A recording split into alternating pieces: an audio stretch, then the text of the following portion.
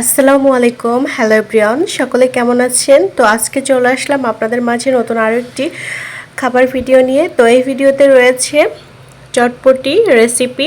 তো এখানে আমি চটপটি ডাল ফুটিয়ে নিয়েছি, আর হচ্ছে এবার চটপটি মিক্সড করব। তো ধনিয়া পাতা, টমেটো, শসা কুচি, কাঁচামরিচ আর হচ্ছে লেবু রস, আর লাস্টে দিয়ে দিতেছি হচ্ছে ডিম। এরপর এটা ভালো করে মিক্সড করে আমি খাবো।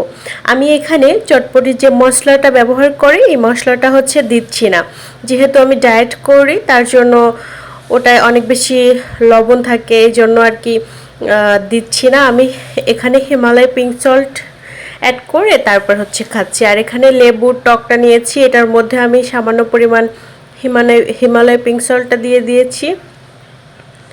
আর ফুচকা হচ্ছে আমি বেশি খাচ্ছি না, যেহেতু আমি ডায়েট করি, তো সামনে থাকলে তো লোভ সামলানোই যায় না, এই জন্য আর কি দুইটা খেয়ে নিয়েছিলাম। তো এভাবে করে খেলে কিন্তু অনেক বেশি মজা লাগে, আবার এটা হেলদি খাবারও হচ্ছে, আবার ডায়েটও হচ্ছে।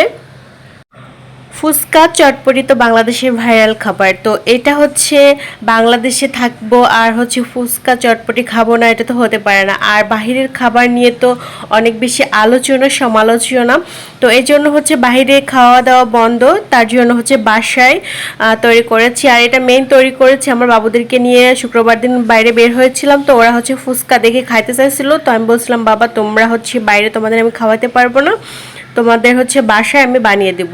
তো বাসায় অনেক দিন পরে কিন্তু আমি এটা ওদেরকে বানিয়ে দিয়েছি, তো ওরা খাবে মেইনলি এই জন্য বানিয়ে দিয়েছি। আর যেহেতু তৈরি করেছি তো আমিও হচ্ছে একটু খাইলাম, তো এটাই আর কি। তো আমি হচ্ছে হেলদি উপায়ে খেয়ে নিয়েছি। আমি ফুচকার মানে ওই যে মশলাগুলো থাকে ওগুলো হচ্ছে খাইনি, তো এভাবে করে হেলদিভাবে তৈরি করে খেয়ে নিলাম। আপনারা যারা ডায়েট করেন তো এভাবে করে কিন্তু খাইতে পারেন। আর আরও একটু ধনিয়া পাতা, কাঁচামরিচ, টমেটো দিয়ে দিলাম। আর কাঁচা মরিচ দিয়ে খেতে বেশি মজা লাগে। আর এটা অনেক বেশি গরম ছিল, যার কারণে আমি মরিচটা বেশি খাইতে পারিনি, না হলে আরও বেশি মরিচ খাইতাম। মরিচটা আমার কাছে অনেক বেশি মজা লাগে। এটার সঙ্গে যদি বোম্বাই মরিচ থাকতো তাহলে তো আরও জমে যাইতো।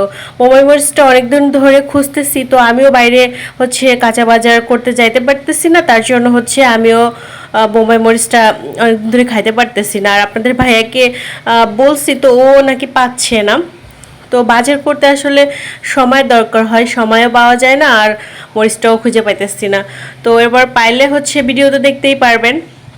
তো এখানে আমি চটপটিটা একেবারে শেষ করেছি, এটা অনেক বেশি মজা ছিল। তো আজকের ভিডিও এখানে শেষ। আল্লাহ হাফেজ।